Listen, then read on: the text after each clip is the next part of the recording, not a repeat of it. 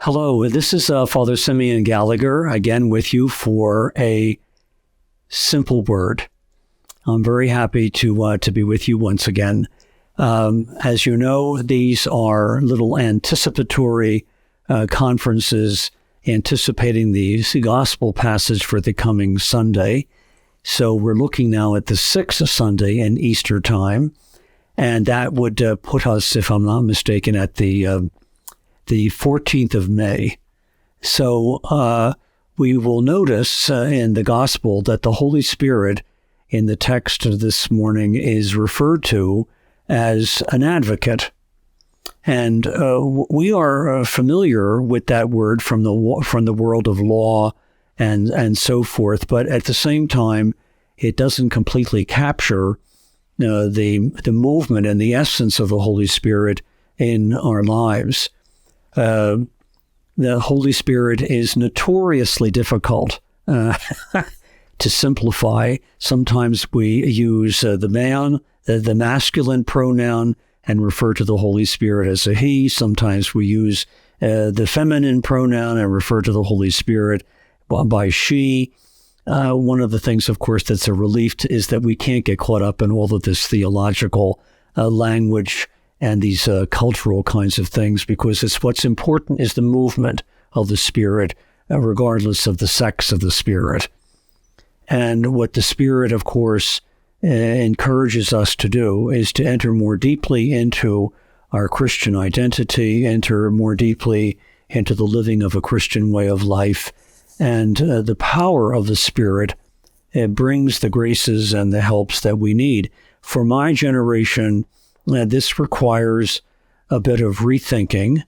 Why? Because the theology of the Holy Spirit that we received when we were kids was kind of trivial, actually, and superficial.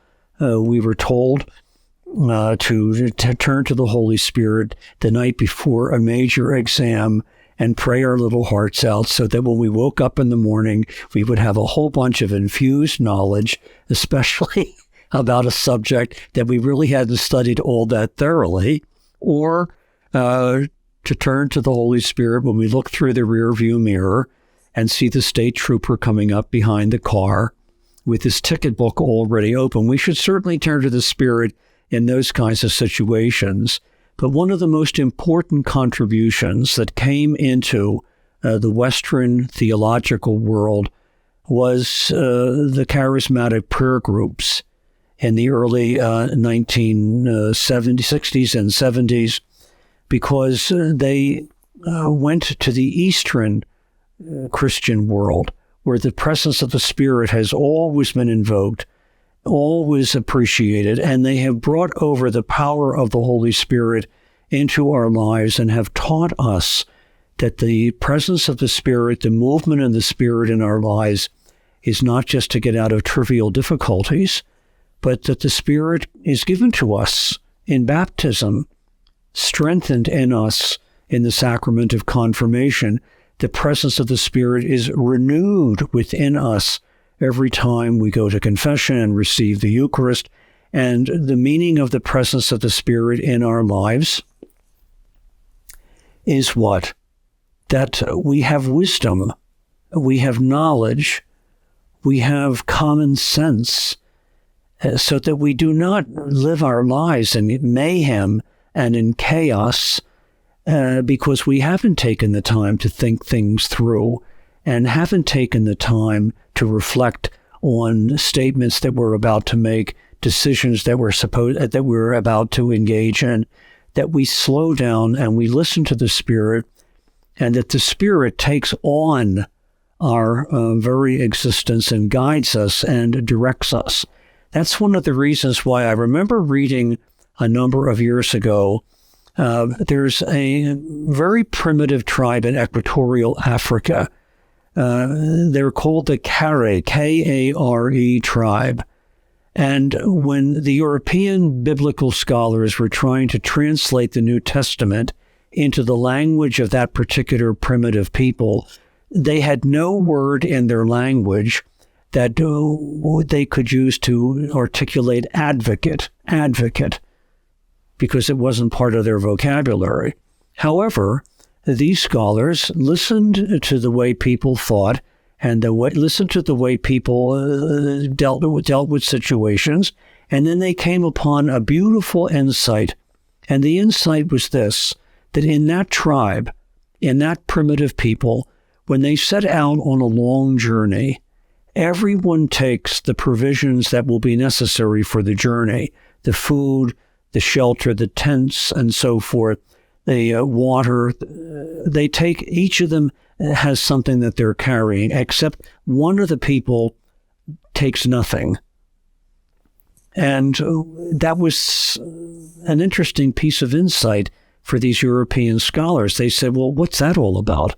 And they said, because sometimes the people that are carrying all of the stuff that they need for the journey, they collapse. And they need someone to come who has no burden to pick up the burden and complete the journey on the other person's behalf. I think it's a beautiful understanding of the Holy Spirit in our life, that when we are discouraged, when we are defeated, when our marriages are not happy, when we've made thoroughgoing wrong decisions and are overwhelmed with remorse, and we can become so defeated and so crushed that the Spirit comes along and picks up the pieces of our lives and moves us forward, sort of restoring us and aiding us and assisting us and guiding us. We would say that's what a lawyer does, an advocate does. Well, they saw it in their primitive culture as someone who took the place of another person and who was able, therefore, to complete the journey, bearing the burdens of another person's journey too. So the Spirit is an advocate.